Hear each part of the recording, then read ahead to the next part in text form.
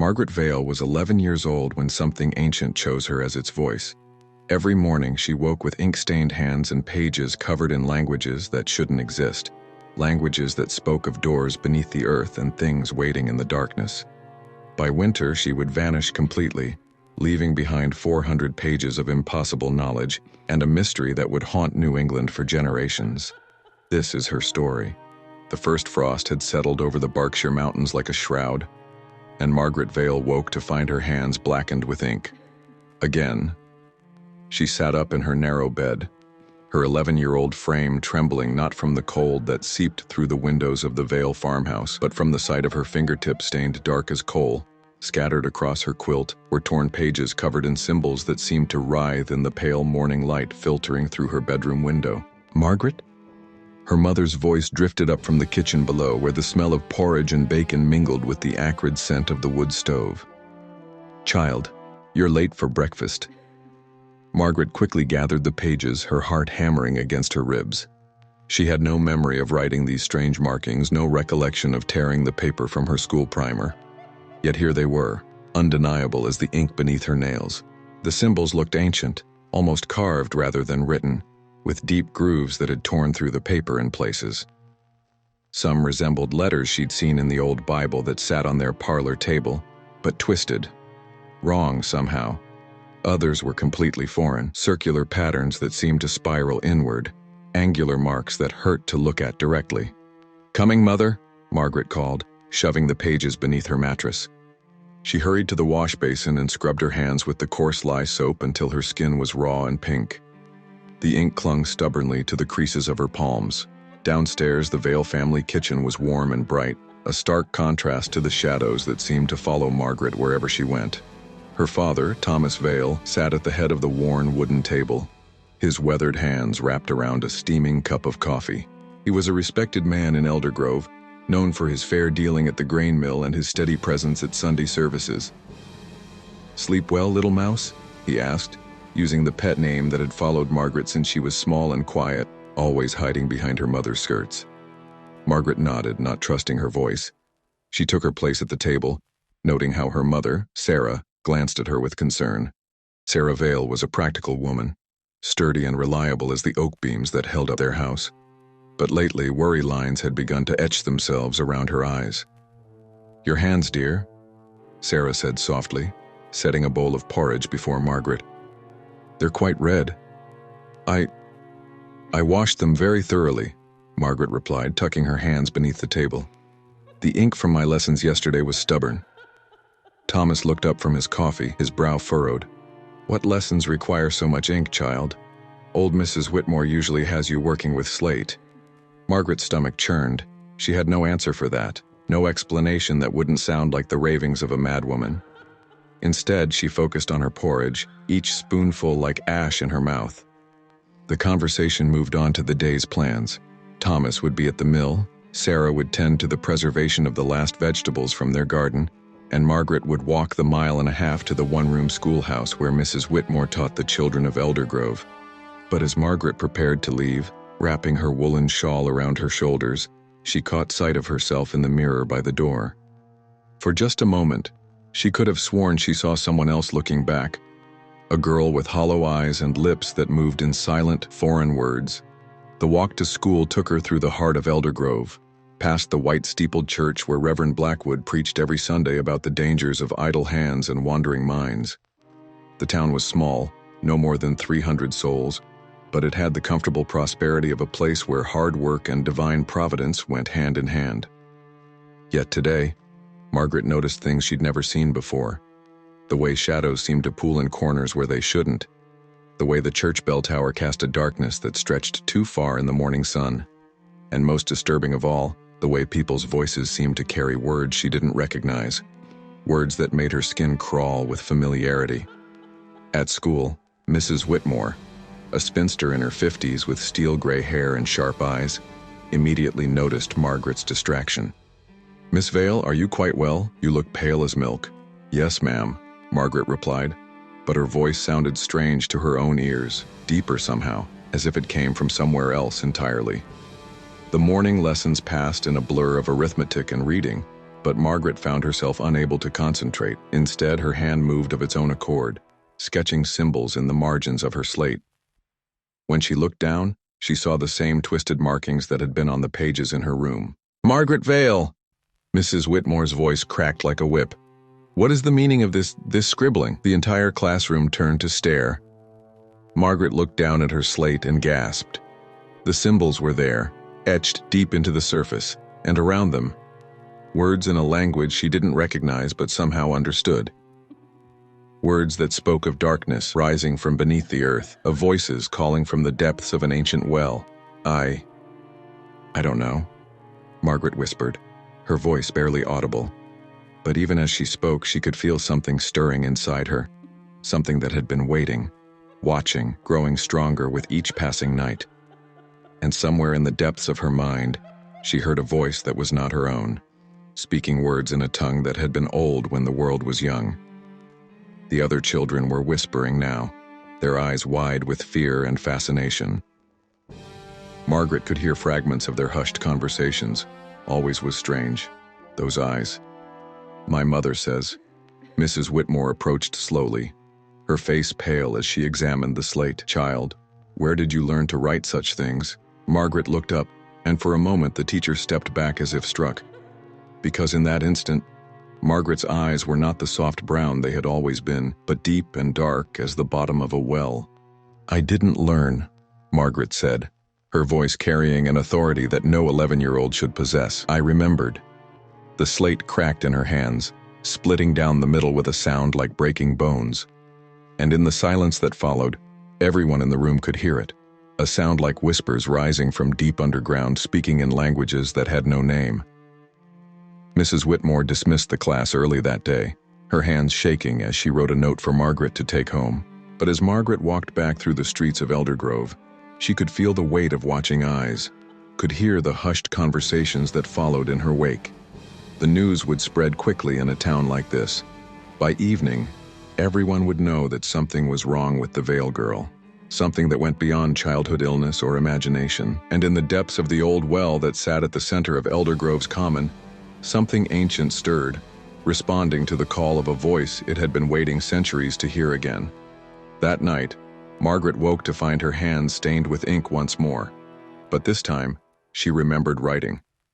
She remembered the feeling of her hand being guided by something else, something that spoke through her fingers in languages that predated Christ, that told stories of doors beneath the earth and the things that waited beyond them. And for the first time, she wasn't afraid. She was curious.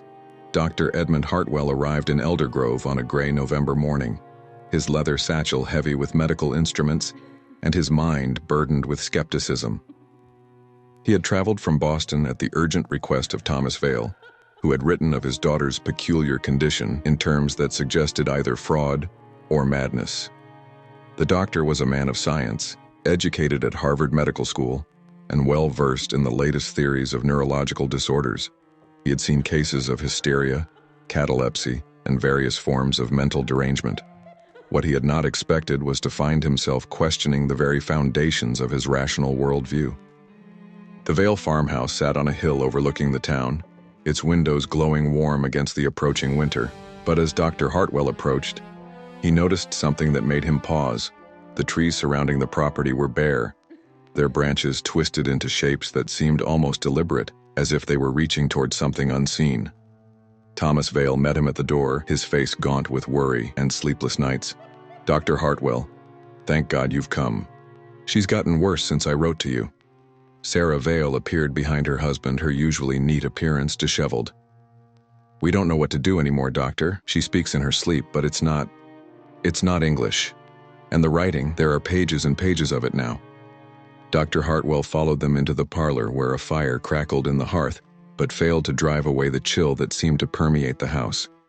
On the table lay scattered sheets of paper, covered in the same strange symbols Thomas had described in his letter. "May I examine these?"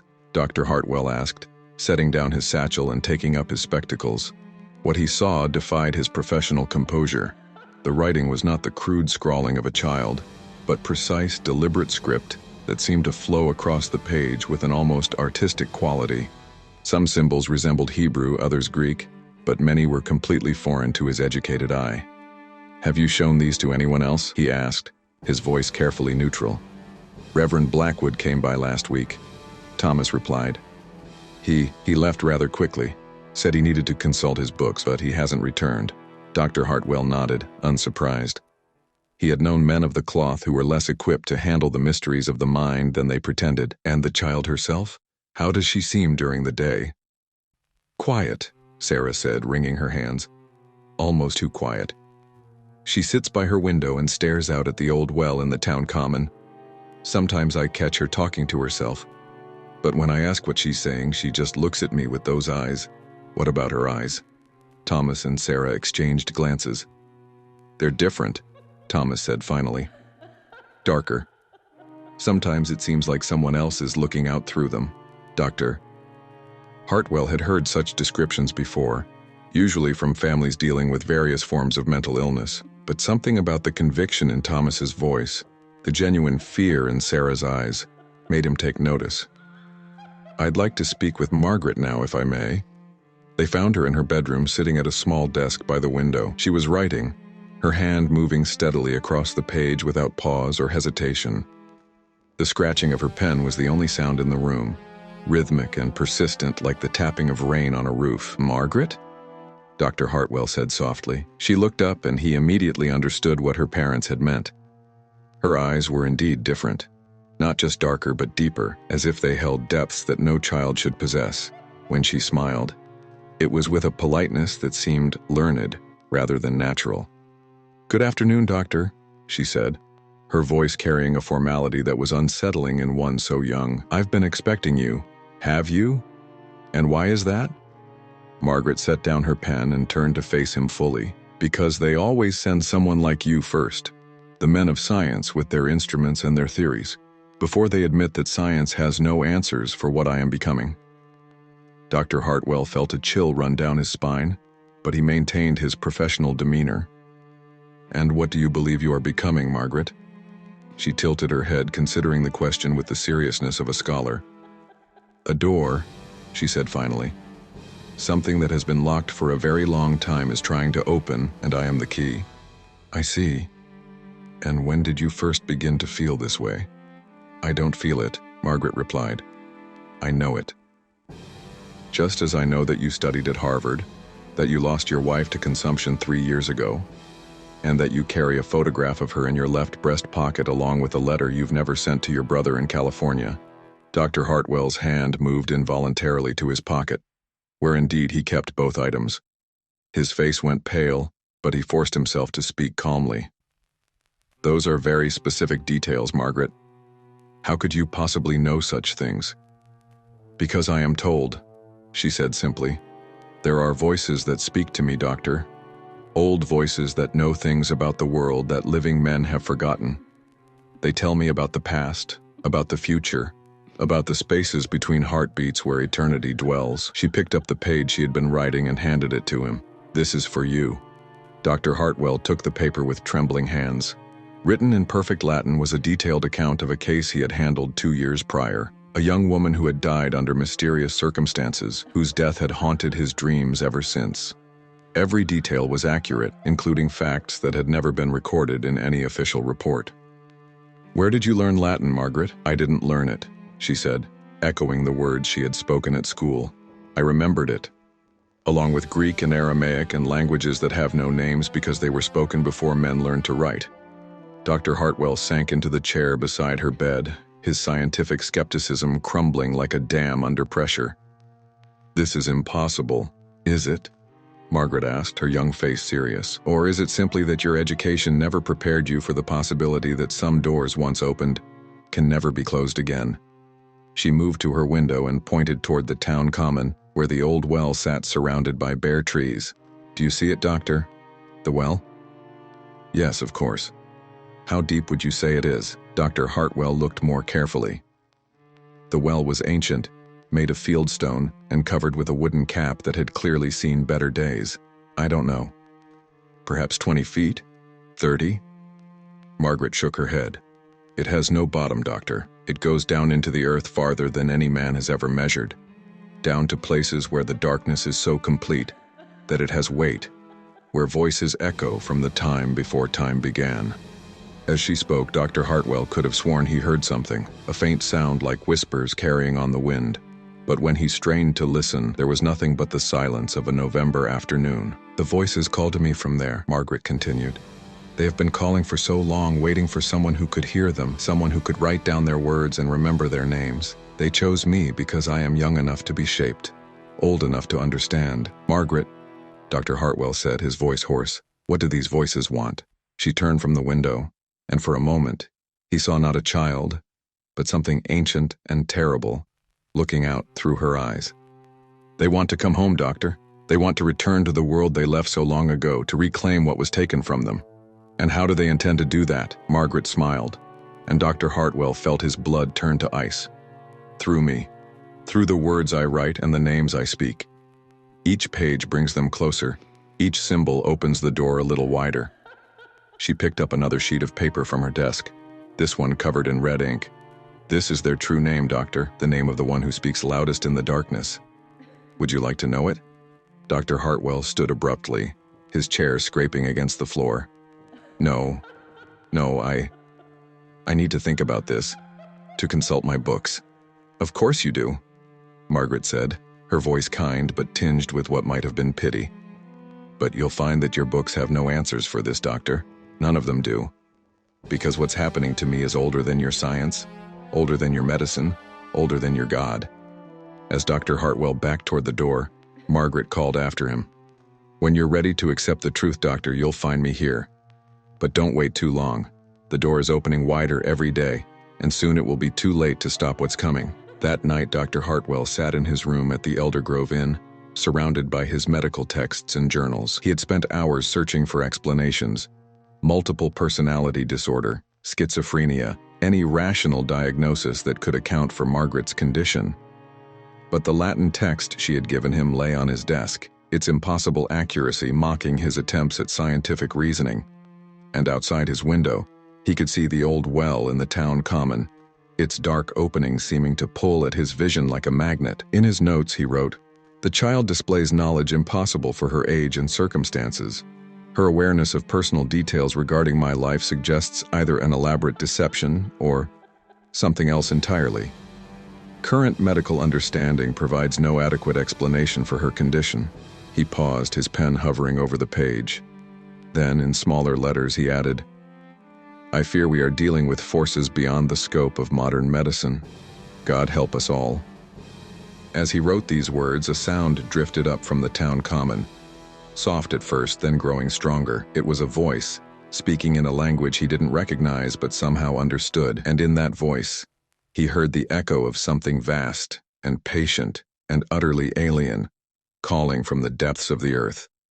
Dr. Hartwell closed his notebook and prepared for what he suspected would be the last good night's sleep he would ever have, because tomorrow he would have to decide whether to flee Eldergrove and preserve his sanity, or stay and confront a truth that would shatter everything he believed about the world.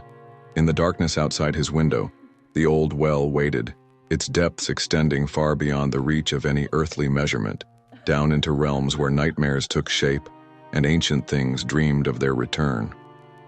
Reverend Josiah Blackwood had not slept peacefully in 3 weeks.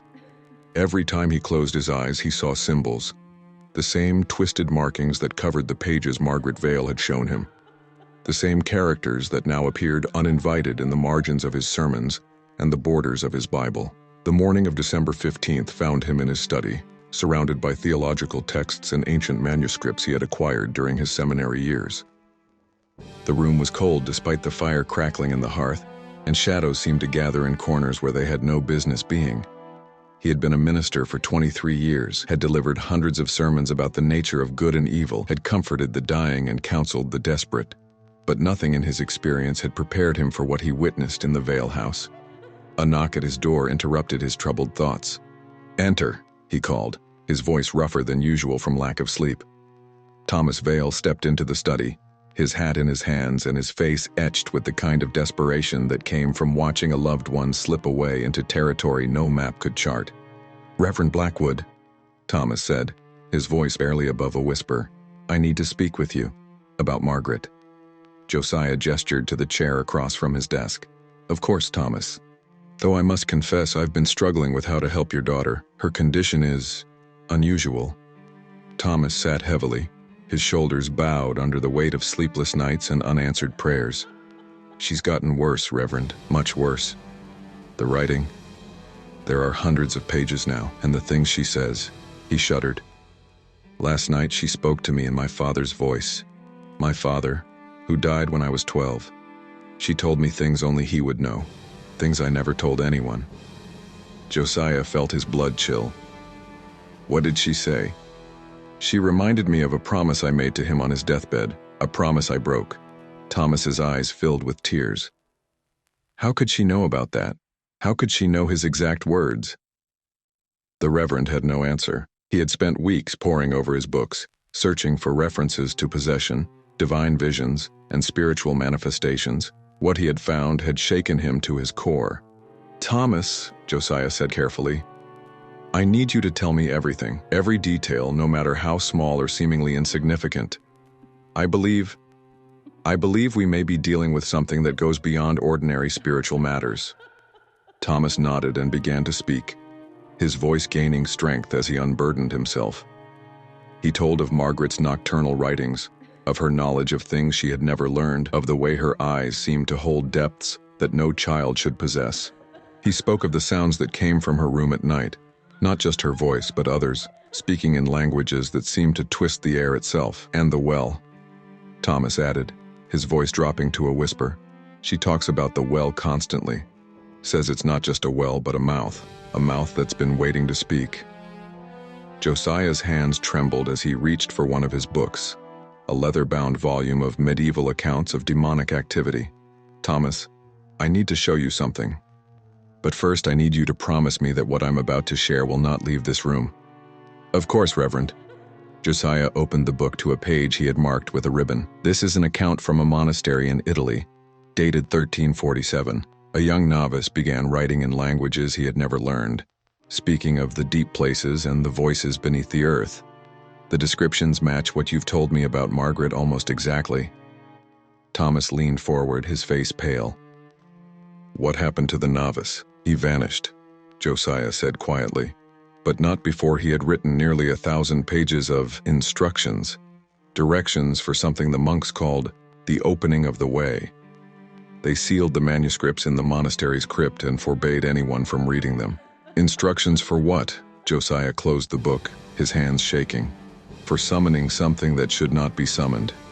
For opening a door that should remain closed. The monks believed that the novice had become a conduit for something ancient and malevolent, something that had been imprisoned beneath the earth since the beginning of time. Thomas stood abruptly, pacing to the window. That's impossible. Margaret is just a child. She's my little girl. I know, Josiah said, his voice heavy with sympathy. But Thomas, I've seen her writings. I've looked into her eyes. Whatever Margaret was, whatever she is becoming, she is no longer just your daughter. A long silence fell between them, broken only by the crackling of the fire and the distant sound of wind through the bare trees. Finally, Thomas spoke. What do we do? Josiah was quiet for a long moment, weighing his words carefully. There are procedures, rituals that might help, but they are dangerous, Thomas, for Margaret, for all of us. And I'm not certain they would work against something this old. We have to try something, Thomas said, his voice breaking. I can't just watch her disappear. Josiah nodded slowly. Very well. But first I need to examine her again. And I need to see all of her writings, every page. If we're going to attempt this, we need to understand exactly what we're dealing with. That afternoon, the two men made their way to the Vale farm. The December sky was gray and heavy with the promise of snow, and the bare trees cast long shadows that seemed to reach toward them with grasping fingers. They found Margaret in her room as usual, bent over her desk and writing with steady, mechanical precision. Pages covered in symbols and text surrounded her like a fortress of incomprehensible knowledge. Margaret, Josiah said gently, I've come to speak with you again. She looked up, and the Reverend had to steel himself against the impact of her gaze. Her eyes were darker than he remembered, and they held an intelligence that was both ancient and alien. Hello, Reverend, she said, her voice carrying the same unsettling formality he remembered from his previous visit. "I've been writing about you." She handed him a sheet of paper, and Josiah's blood turned to ice as he read. Written in perfect biblical Hebrew was an account of a sin he had committed in his youth, a transgression he had never confessed to anyone, not even to God in his private prayers. "How do you know this?" he whispered. "The voices know many things," Margaret replied. "They have been watching for a very long time, Reverend. They know about the darkness that lives in every human heart, the secrets that people think they can hide from God." Josiah sank into a chair, his theological certainties crumbling around him. "What do they want, Margaret? These voices?" "They want to come home," she said simply. "They were cast out long ago, banished to the deep places beneath the earth. But they never forgot the world above, never stopped longing for the light and the air and the taste of mortal fear. And you are to be their way back?" Margaret smiled, and in that smile, Josiah saw something that made his soul recoil. "I am the key, Reverend, the key that will unlock the door they have been pressing against for so many centuries. With each word I write, with each name I speak, the door opens a little wider." She gestured to the pages surrounding her desk. "These are not just writings, Reverend. They are incantations, formulae, maps of the spaces between worlds. And when the work is complete, when the final word is written and the final name is spoken, they will be free." "And what then?" Josiah asked, though he dreaded the answer. "Then the world will remember what it was like before men learned to build walls and light fires to keep the darkness at bay," Margaret replied. "It will remember what it was like when the earth belonged to older, hungrier things." Thomas, who had been silent throughout the exchange, suddenly stepped forward. "Margaret, please. You're my daughter. I love you. Fight against this. Don't let them use you." For a moment something flickered in Margaret's eyes, a flash of the child she had once been, frightened and confused and desperate for her father's protection, but then it was gone, replaced by something vast and cold and utterly inhuman. "She is still here," Margaret said, her voice now carrying harmonics that seemed to come from multiple throats. "The child you knew. She watches from inside, trapped like a bird in a cage, as we use her hands to write and her voice to speak. She wants to tell you how sorry she is that she wasn't strong enough to resist us." Thomas fell to his knees, tears streaming down his face. "Please, please don't hurt her." "We do not hurt her," the thing speaking through Margaret replied. "We cherish her. She is precious to us, this little key. When our work is done, she will be the first to receive our gifts. She will be transformed, elevated, made perfect in ways that mortal flesh was never meant to achieve." Josiah forced himself to speak, his voice cracking with emotion. "There must be a way to stop this, some ritual, some prayer." "There is no ritual that can bind us, priest." Margaret's voice cut through his words like a blade. "No prayer that can send us back to the depths. We have waited too long, grown too strong. The door is nearly open, and soon we will step through." As if to emphasize her words, the house suddenly shook with a rumble that seemed to come from deep underground. Dust fell from the ceiling, and somewhere in the distance they could hear the sound of something large shifting in the earth. "The well," Margaret said, her childlike voice returning for a moment. "It's getting deeper. Every night it goes down further, and something is climbing up from the bottom." Josiah and Thomas exchanged horrified glances. Through the window they could see the town common, where the old well sat surrounded by bare trees. But now, even from this distance, they could see that the wooden cap that had covered it for decades was gone, leaving only a black opening that seemed to pull at their vision like a wound in the world. "God in heaven," Josiah whispered. "God is very far away," Margaret replied, her voice once again carrying those impossible harmonics. "But we are very close, and soon we will be closer still." That night, Josiah Blackwood sat in his study and wrote what he believed might be his final sermon. Outside, the wind howled through the streets of Eldergrove, and in the distance, he could hear sounds that had no earthly source. Voices speaking in languages that predated human speech, singing songs that had been old when the world was young. He had failed in his duty as a shepherd, had been unable to protect one of his flock from the wolves that circled in the darkness. But perhaps, he thought, there was still time to warn the others. Perhaps there was still a chance to prepare them for what was coming. In his careful handwriting, he began, "My dear congregation, I write to you now in the darkest hour of my ministry to warn you of a danger that threatens not just our town, but our very souls." But even as he wrote, he could feel eyes watching him from the shadows, and he knew that his time was running out. The thing that had taken Margaret Vale was not done with Eldergrove. It was just beginning.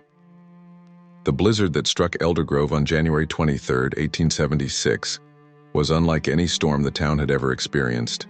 Snow fell in sheets so thick that visibility dropped to mere feet, and the wind howled with a voice that seemed almost human in its anguish.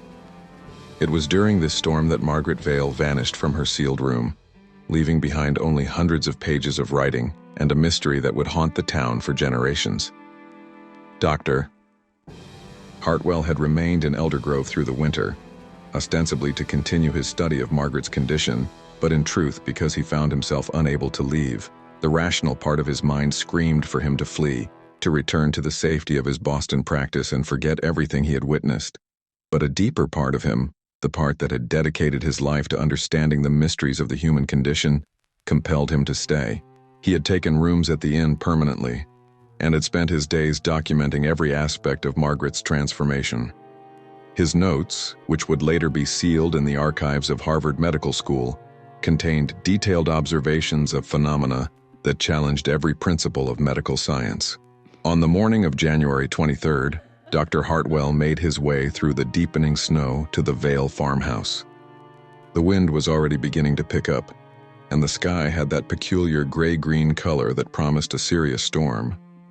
He had arranged to meet with Reverend Blackwood there, as they had been working together to find some way to help Margaret, or at least to understand what was happening to her. They found the house in an unusual state of quiet. Thomas Vale met them at the door, his face drawn with exhaustion and something that might have been relief. "She's been silent since yesterday evening," Thomas said as he led them inside. "No writing, no speaking in those other voices, just sitting by her window staring out at the well." Dr. Hartwell and Reverend Blackwood exchanged glances. In the month since Margaret's condition had begun, she had never gone more than a few hours without writing. Her productivity had been supernatural in its consistency, sometimes producing 20 or 30 pages in a single night. "Has she eaten anything, Dr. T.Y.?" Hartwell asked. Sarah tried to bring her breakfast, but she wouldn't touch it. She just kept staring out at the common as if she was waiting for something. They climbed the stairs to Margaret's room, their footsteps echoing in the unusual silence.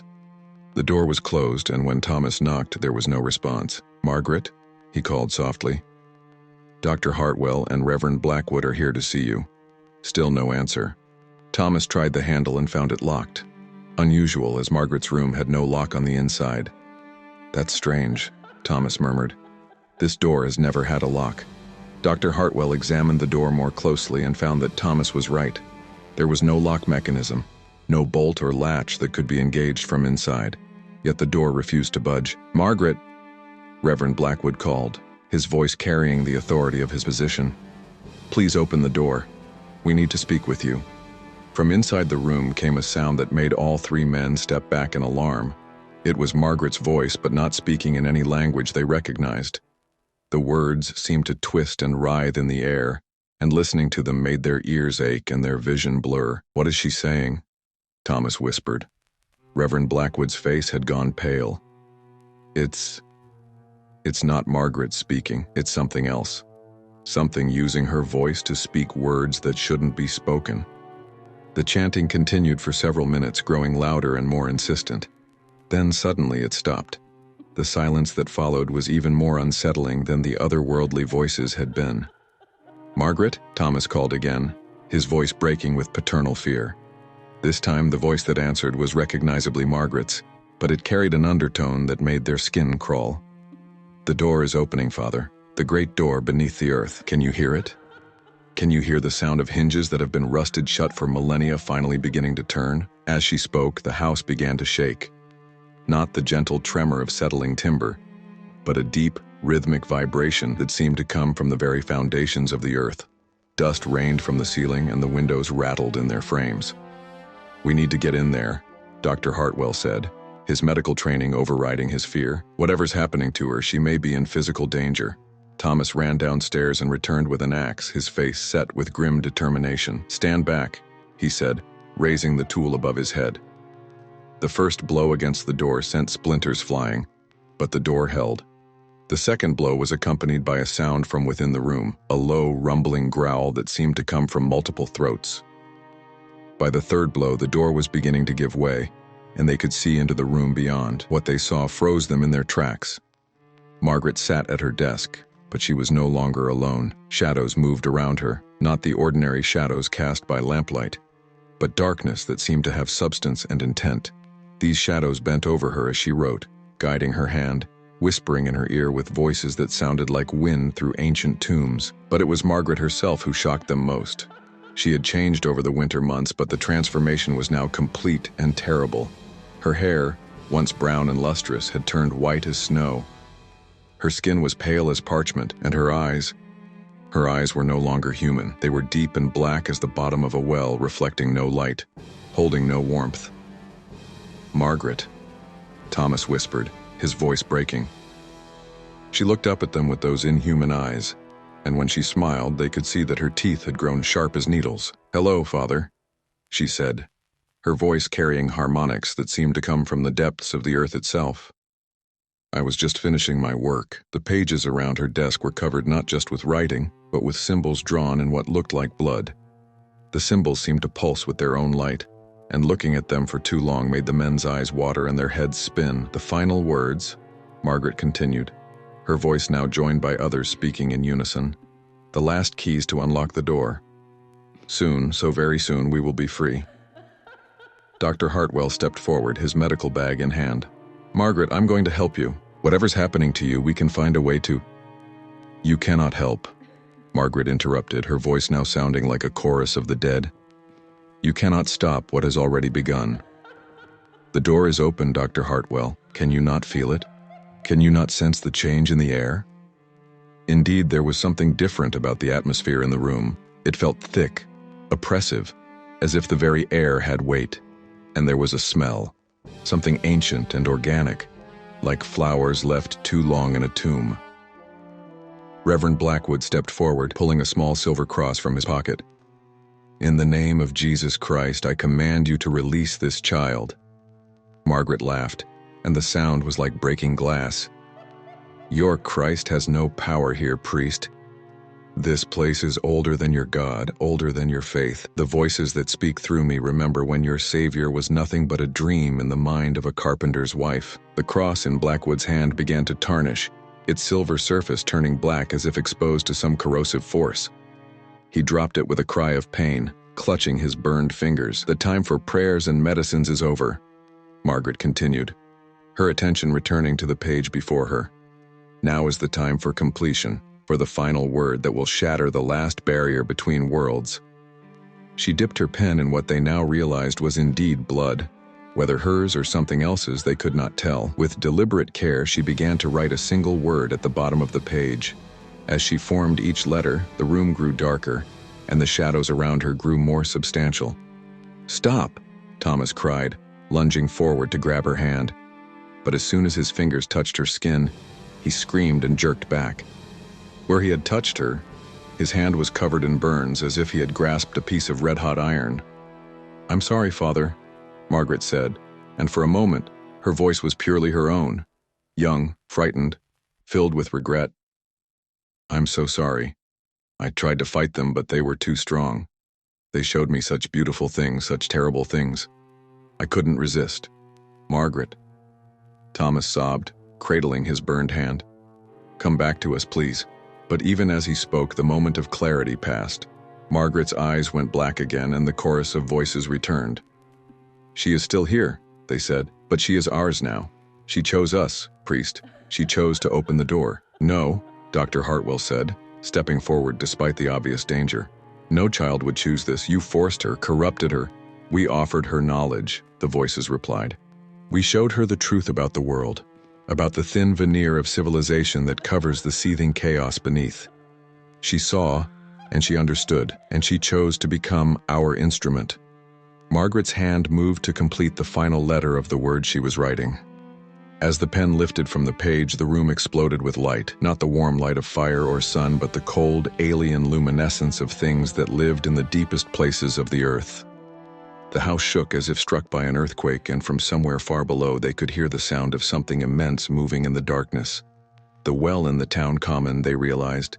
Something was rising from its depths, something that had been waiting for this moment for centuries. "It is done," Margaret said, her voice now completely inhuman. "The door is open, and we are free." The storm outside intensified, as if nature itself was reacting to what had been unleashed. Snow whipped against the windows with hurricane force, and the wind howled with voices that spoke in languages older than human speech. "We must go," Reverend Blackwood said, his voice tight with terror. "We must warn the town," but even as he spoke, they could see lights moving in the storm outside. Not lanterns or torches, but the phosphorescent glow of things that had never known the warmth of the sun. The lights moved with purpose, converging on the town common where the ancient well waited. "It's too late," Margaret said, her voice now carrying a note of triumph. "They are already here, the first of many, rising from the deep places where we have waited so long. Soon the world will remember what it was like before men learned to build walls and light fires to keep the darkness at bay." Dr. Hartwell grabbed Thomas by the arm. "We have to get out of here, now." But Thomas couldn't move, couldn't stop staring at the thing that had once been his daughter. "Margaret," he whispered, "my little girl." "She is no longer your little girl," the voices replied. "She is our key, our door, our precious instrument. And through her we will reclaim what was taken from us so long ago." As they watched in horror, Margaret began to change. Her form became translucent, as if she were fading from the world. But she was not disappearing. She was becoming something else, something that existed in the spaces between reality and nightmare. "Where are you going?" Thomas cried. "To complete the work," Margaret replied, her voice now seeming to come from everywhere and nowhere at once. "To ensure that the door remains open, that our siblings in the darkness can follow us into the light." The last thing they saw before she vanished completely was her smile, still bearing traces of the sweet child she had once been, but twisted into something that would haunt their dreams for the rest of their lives. The room fell silent except for the howling of the storm outside. The pages covered in Margaret's writing remained on the desk, but they were already beginning to fade, as if the ink were being absorbed back into the paper. "She's gone," Thomas whispered, his voice hollow with grief. But Dr. Hartwell was looking out the window, his face pale with terror. "No," he said, "she's not gone. She's just elsewhere. And she's not alone." In the town common, the lights were growing brighter and more numerous, and from the depths of the ancient well, something vast and patient and utterly alien was beginning to emerge, called forth by the words of a child who had become a conduit for forces beyond human understanding. The disappearance of Margaret Vale was not an ending, but a beginning.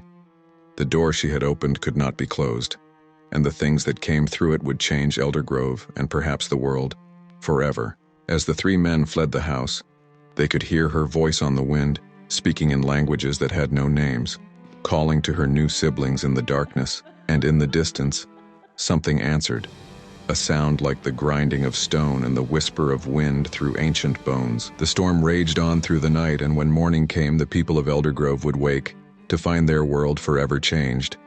The well in the town common would be sealed, Margaret's room would be boarded up, and the official story would speak of a tragedy, a young girl lost to the storm. But those who knew the truth would carry the weight of it for the rest of their lives, knowing that some doors, once opened, could never be closed again. 47 years had passed since the disappearance of Margaret Vale, and Eldergrove had worked hard to forget. The town had prospered in the intervening decades, growing from a small farming community into a thriving township with electric lights, telephone lines, and a new generation of residents who knew little of the events that had once terrorized their predecessors. Dr. Eleanor Whitmore, the great niece of the schoolteacher who had first witnessed Margaret's strange writings, had returned to Eldergrove in the autumn of 1923 to settle her late aunt's estate. Eleanor was a woman of 35, educated at Radcliffe College, and working as a researcher at the Boston Public Library. She had spent her career documenting historical mysteries, and she approached her task in Eldergrove with the same methodical precision she brought to all her work. The old Vale farmhouse had been abandoned since that terrible winter night in 1876. The town had purchased it from Thomas Vale, who had left Eldergrove immediately after his daughter's disappearance and never returned, and had left it to slowly decay.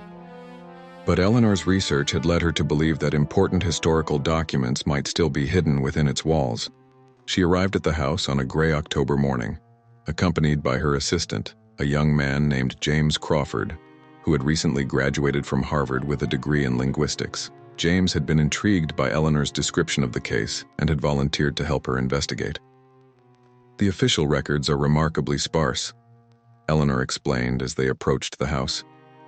"A child disappeared during a blizzard, her room was sealed, and the family left town. But there are references in several private journals and letters that suggest there was much more to the story." James examined the boarded-up windows and the door that had been sealed with both wood and iron. "What kind of more?"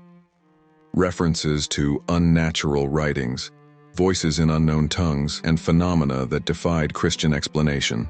Dr. Hartwell's medical notes were sealed at Harvard, but I was able to examine them briefly.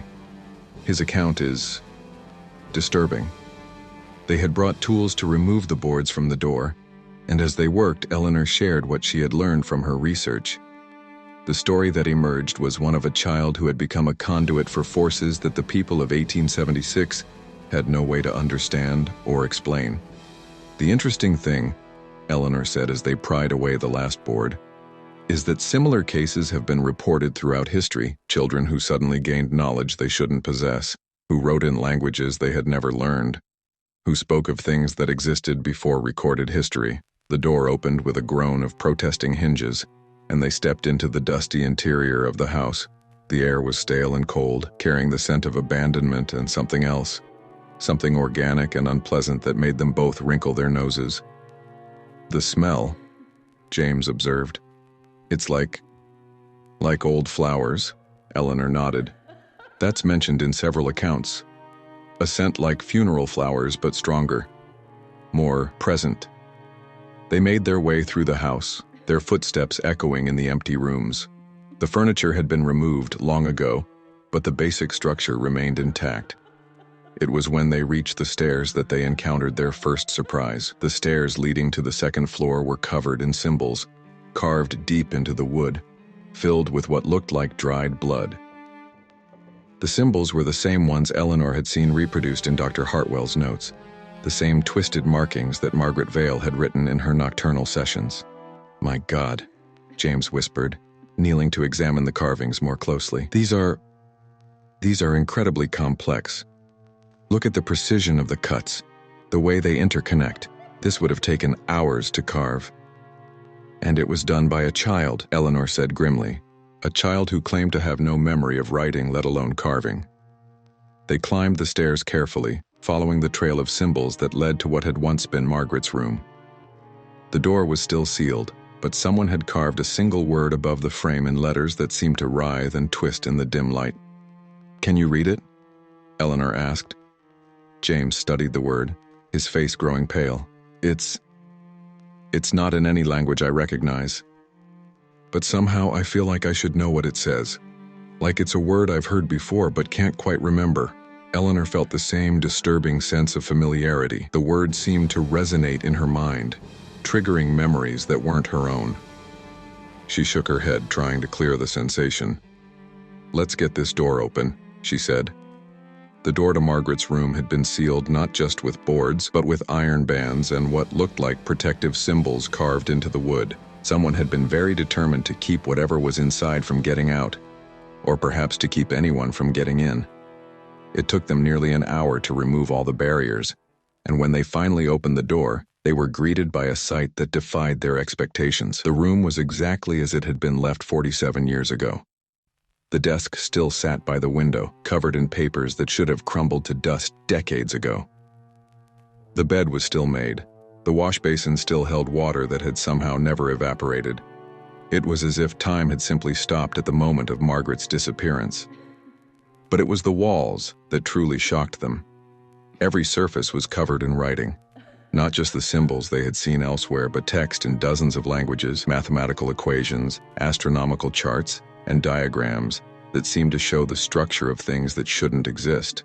"This is impossible," James breathed, moving closer to examine the walls. "This is Latin, Greek, Hebrew, Arabic, but also things I don't recognize. Languages that look ancient but follow no grammatical rules I've ever seen."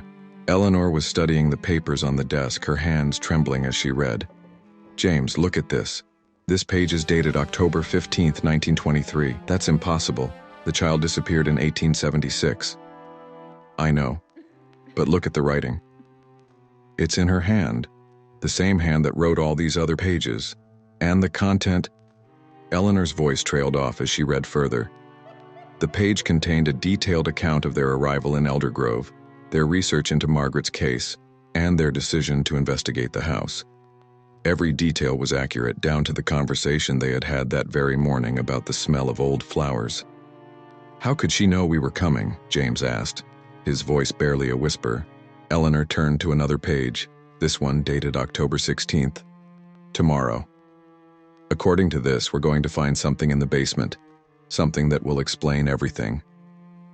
They looked at each other, both feeling the weight of forces beyond their understanding, but their scholarly curiosity was stronger than their fear, and they made their way downstairs to look for the basement entrance. They found it behind a door they had initially taken for a closet.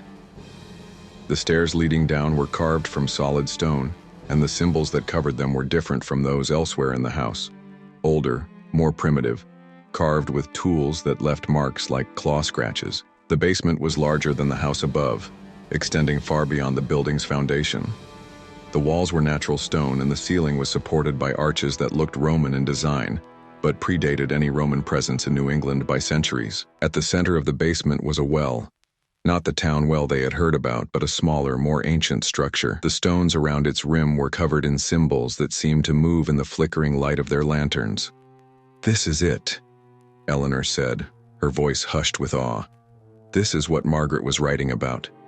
The well beneath the earth, the source of the voices." James approached the well cautiously, his lantern held high. "There's something down there. I can see lights. Moving lights." Eleanor joined him at the rim, and together they peered into the depths. What they saw defied rational explanation.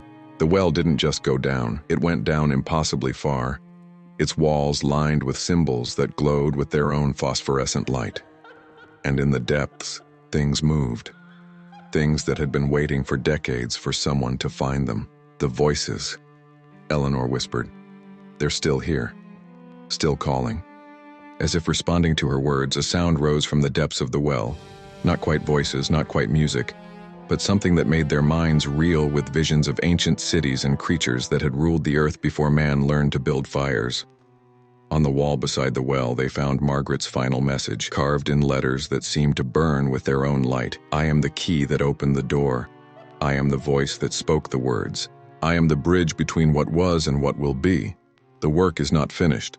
The door remains open. They wait for someone else to continue what I began." Below this message was a list of names, addresses in cities across the country, dates ranging from 1876 to 1923. And a final entry that made Eleanor's blood run cold. "Dr. Eleanor Whitmore, Boston Public Library. She will understand. She will carry on the work." "How did she know?" James asked, his voice cracking. "How did she know you would come here?" Eleanor stared at the carving, her mind racing. "Because time isn't linear down here. The voices exist outside of time, outside of space as we understand it. They can see across decades, across centuries. They knew I would come because they needed me to come." She turned to face James, her eyes wide with terrible understanding. "Don't you see? Margaret didn't just disappear. She became something else, something that exists in the spaces between worlds. And she's been waiting for someone to take her place, someone to continue the work of keeping the door open." As if to confirm her words, the lights in the well began to rise, and with them came a voice they both recognized, young, sweet, and utterly inhuman. "Hello, Eleanor." Margaret's voice echoed from the depths. "I've been waiting for you for so long. The voices have told me about you, about your work, about your studies of the old mysteries. You're perfect for what needs to be done." Eleanor backed away from the well, her heart racing. "What do you want?" "What I've always wanted," Margaret replied, her voice now coming from everywhere at once. "To complete the work, to ensure that the door remains open, that our siblings in the darkness can continue to find their way into the light." "And if I refuse?" Margaret's laughter was like the sound of breaking glass. "Oh, my dear Eleanor, you can't refuse. You've already begun. The moment you read my words, the moment you spoke my name, you became part of the work. You're already changing, already becoming what I became all those years ago." Eleanor looked down at her hands and gasped. Her fingers were stained with ink, just as Margaret's had been, but she had no memory of writing, no recollection of touching pen to paper. "Check your bag," Margaret's voice suggested. With trembling hands, Eleanor opened her leather satchel. Inside, she found pages of writing in her own hand, pages she had no memory of creating, covered in the same symbols that adorned the walls of the house. "You see," Margaret said, her voice now gentle, almost sisterly. "The work continues. The door must remain open, and you, dear Eleanor, are the key to ensuring it stays that way." James grabbed Eleanor's arm. "We have to get out of here now." But even as they turned to flee, they could hear Margaret's voice following them, speaking words in languages that had no names, calling to things that waited in the darkness between worlds. They ran from the house, but Eleanor knew it was too late. She could feel the change beginning, could sense the voices starting to whisper in her mind, and somewhere in the depths of her consciousness, she could hear Margaret laughing, welcoming her to a sisterhood that spanned decades and dimensions. The archive's secret was not just that Margaret Vale had disappeared, but that she had never truly left. She had become something else, something that existed in the spaces between worlds, waiting for others to join her in the work of keeping the door open. And now, Eleanor Whitmore would carry on that work, just as someone else would carry it on after her and after them, in an endless chain of voices speaking in tongues that no one had taught them, writing words that opened doors that should never be opened. The mystery of Margaret Vale was solved, but the solution was more terrible than the mystery had ever been. For some doors once opened could never be closed, and some voices once heard could never be silenced. In the years that followed, Eleanor would return to Boston, but she would never be the same. She would write as Margaret had written in languages she had never learned, speaking of things that should not exist, and eventually she too would disappear, leaving behind only pages of impossible knowledge and a legacy of terror that would continue to spread, one voice at a time, one door at a time, until the darkness had reclaimed the world it had lost so long ago. The archive's secret was that some knowledge was too dangerous to preserve, but too powerful to destroy. And in the end, that knowledge would preserve itself, using human voices to speak its ancient truths, human hands to write its terrible words, and human souls to keep its doors open for all eternity. Epilogue: the continuing work. Present day, various locations. The Margaret Vale case file remains sealed in the basement archives of Harvard Medical School, accessible only to researchers with the highest security clearance.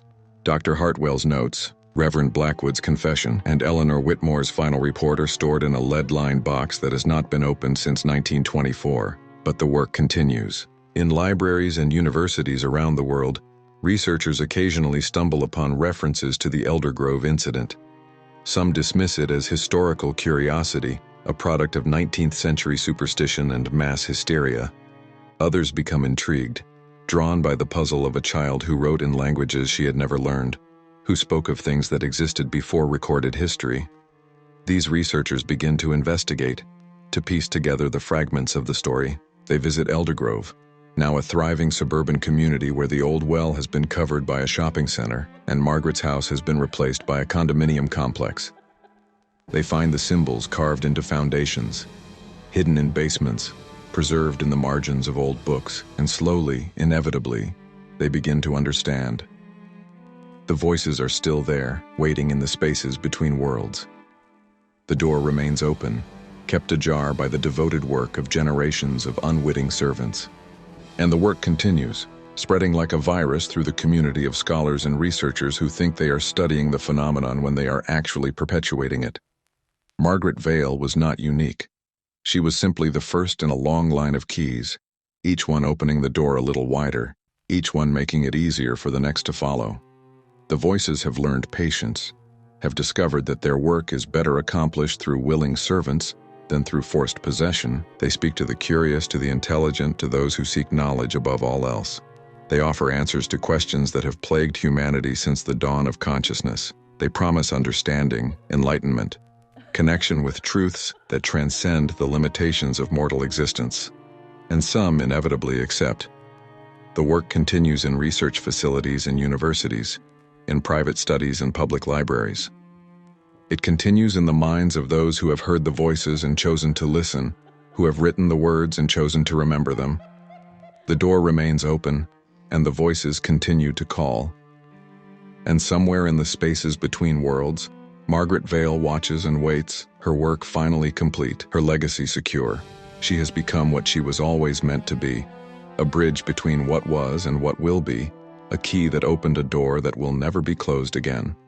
The possessed mind of Margaret Vale lives on, not in any single person, but in the collective consciousness of all who have heard the voices and chosen to carry on the work. She wrote in tongues no one taught her, but now those tongues are spoken by many. She opened a door that should have remained closed, but now that door serves as a gateway for others to follow. The work continues, and it will continue until the last barrier between worlds falls, until the voices have reclaimed what was taken from them so long ago, until the darkness has swallowed the light and the ancient order has been restored. Margaret Vale was 11 years old when she began waking up with ink-stained hands. She was 12 when she disappeared into the spaces between worlds.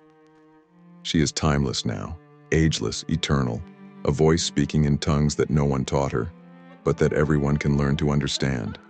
The work continues. The door remains open, and the voices are always, always calling.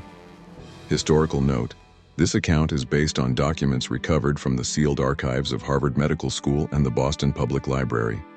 The veracity of the events described cannot be confirmed, and readers are advised to approach this material with appropriate skepticism. The author accepts no responsibility for any unusual phenomena that may result from the study of this text.